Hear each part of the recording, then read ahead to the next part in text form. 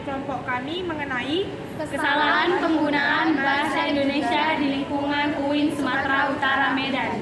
Adapun anggota dari kelompok 4 yaitu Nama saya Nur Saada Boru Batubara, NIM saya 0308212079. Nama saya Siti Masyara Kalambanua, NIM 0308212134. Nama saya Lia Roaina, NIM 0308213049. Nama saya Nur Asia Lubis, NIM 0308213052. Nama saya Emilia Fitri Harahat, NIM 0308213055. Dengan dosen pengampu Ibu Rina Devianti SSMPD, mata kuliah Bahasa Indonesia, Program Studi Pendidikan Islam Anak Usia Dini, Fakultas Ilmu Tarbiyah dan Keguruan, Universitas Islam Negeri Sumatera Utara Medan.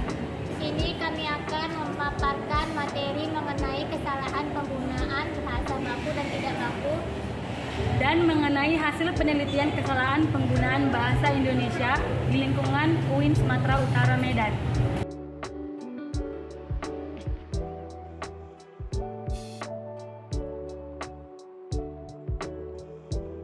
Baik, di sini saya akan menjelaskan tentang bahasa baku dan bahasa tidak baku. Kata baku adalah kata yang digunakan sudah sesuai dengan pedoman atau kaidah bahasa yang sudah ditentukan. Atau kata baku merupakan kata yang sudah benar dengan aturan maupun ejaan kaidah bahasa Indonesia dan sumber utama dari bahasa baku yaitu Kamus Besar Bahasa Indonesia atau KBBI. Kata baku umumnya sering digunakan pada kalimat yang resmi, baik itu dalam suatu tulisan maupun lisan. Yang kedua itu bahasa tidak baku. Kata tidak baku adalah kata yang digunakan tidak sesuai dengan pedoman atau kaidah bahasa sudah ditentukan. Biasanya kata tidak baku sering digunakan saat percakapan sehari-hari atau dalam bahasa tutur. Adapun faktor-faktor yang dapat menyebabkan munculnya kata tidak baku yaitu menggunakan bahasa tidak mengetahui bentuk penulisan dari kata yang dia maksud, menggunakan bahasa tidak memperbaiki kesalahan dari penggunaan suatu kata. Itulah yang menyebabkan kata tidak baku selalu ada, dan yang menggunakan bahasa sudah terbiasa memakai kata tidak baku. Sekian penjelasan dari saya. Di sini saya akan menjelaskan ciri bahasa baku. 1. Ragam bahasa standar memiliki sifat kemantapan dinamis yang berupa kaidah dan aturan yang tetap. Baku atau standar tidak dapat berubah setiap saat. Kaidah pembentukan kata yang menerbitkan bentuk perasa dan perumus dengan taat azas harus dapat menghasilkan bentuk perajin dan perusak. Ciri yang kedua yang menandai bahasa baku ialah sifat kecendekiaannya.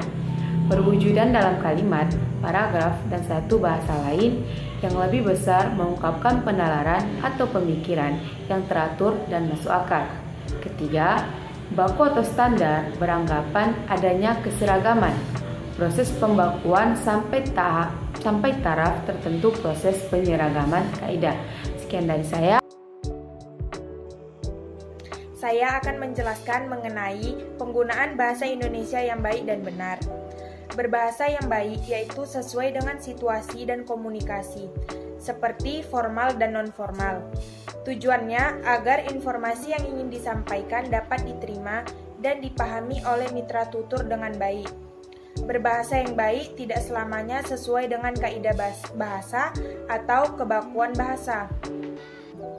Mengenai berbahasa yang benar, yaitu sesuai dengan kaidah bahasa Indonesia, baik dari segi pembentukan kata, pengkalimatan, maupun penulisan ejaan.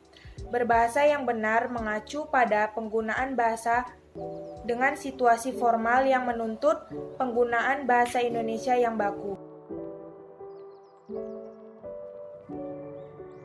Baiklah, di sini saya akan menjelaskan bagian metodologi penelitian. Yang pertama, metode penelitian. Metode yang peneliti lakukan yaitu penelitian kualitatif. Penelitian kualitatif merupakan suatu penelitian yang bermaksud memahami fenomena tentang apa yang dialami oleh subjek penelitian, misalnya perilaku, persepsi, motivasi, dan tindakan. Kedua, tempat dan waktu penelitian. Penelitian ini dilakukan di lingkungan Universitas Islam Negeri Sumatera Utara Medan, Jalan William Iskandar. Adapun Adapun waktu penelitian ini dilakukan pada tanggal 17 sampai dengan 20 Mei 2022. Yang ketiga, teknik pengumpulan data. Ada dua bagian. Yang pertama, observasi, yaitu teknik pengumpulan data melalui proses pengamatan. Dan yang kedua, dokumentasi, digunakan untuk mendukung dan menambah bukti yang diperoleh dari sumber, misalnya kebenaran data hasil observasi. Dan yang terakhir, ada teknik analisis data. Setelah melakukan pengumpulan data, peneliti melakukan pengolahan data atau analisis terhadap data-data yang telah dikumpulkan tersebut. Analisis ini adalah proses mengorganisasikan dan mengurutkan data ke dalam pola, kategori, dan satuan uraian tertentu sehingga diperoleh jawaban terhadap permasalahan penelitian. Sekian penjelasan dari saya. Di sini saya akan menjelaskan mengenai pembahasan penelitian. Analisis kesalahan berbahasa merupakan suatu prosedur yang digunakan oleh peneliti maupun guru yang meliputi pengumpulan sampel, seperti menggunakan dokumen berupa gambar yang telah peneliti lakukan, pengidentifikasian kesalahan yang terdapat dalam sampel, penjelasan kesalahan tersebut, pengklasifikasian kesalahan itu berdasarkan penyebab serta pengevaluasian atau penilaian taraf, keseriusan kesalahan itu, penggunaan kata baku sesuai dengan pedoman atau kaidah bahasa yang telah ditentukan, atau kata baku merupakan kata yang sudah benar dengan aturan maupun ejaan kaidah bahasa Indonesia dan sumber utama dari bahasa baku yaitu Kamus Besar Bahasa Indonesia atau KBBI.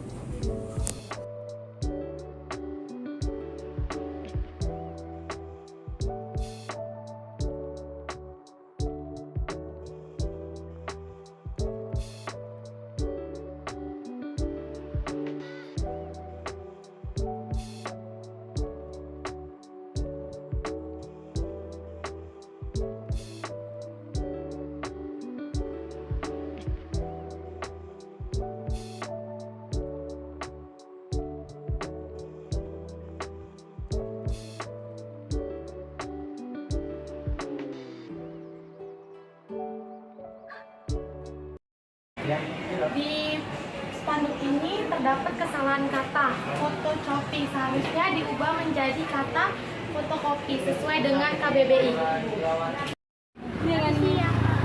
Di sini dalam poster ini terdapat penggunaan kata bahasa Indonesia yang salah, yang dimana di sini tertulis muslimah yang seharusnya diubah menjadi muslimat sesuai dalam KBBI.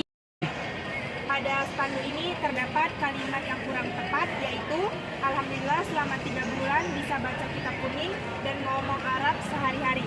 Seharusnya kalimat yang benar, Alhamdulillah selama 3 bulan sudah bisa membaca kitab kuning dan mahir berbahasa Arab dalam kehidupan sehari-hari. Terdapat kesalahan kata yang di poster ini yaitu lapangan pensi dan lapangan futsal. Seharusnya lapangan pensi ini berubah katanya menjadi lapangan tenis dan lapangan futsal ini berubah katanya menjadi lapangan futsal di dalam KBBI. Kesimpulan, berdasarkan hasil penelitian dan pembahasan tentang analisis kesalahan penggunaan bahasa di lingkungan Universitas Islam Negeri Sumatera Utara, maka dapat disimpulkan bahwa di lingkungan Universitas Islam Negeri Sumatera Utara masih ada beberapa penggunaan bahasa baku yang tidak tepat. Seperti yang sudah peneliti observasi, ada beberapa spanduk atau poster di lingkungan Universitas Islam Negeri Sumatera Utara, Medan tidak menggunakan bahasa baku yang sesuai dengan Kamus Besar Bahasa Indonesia atau KBBI. Sekian penjelasan laporan lini riset kami yang berjudul Kesalahan Penggunaan Bahasa Indonesia di Lingkungan Universitas Islam Negeri Sumatera Utara Medan. Apabila ada kekurangan dalam penyampaian isi materi ini, kami dari kelompok 4 mohon maaf terlebih dahulu. Assalamualaikum warahmatullahi wabarakatuh.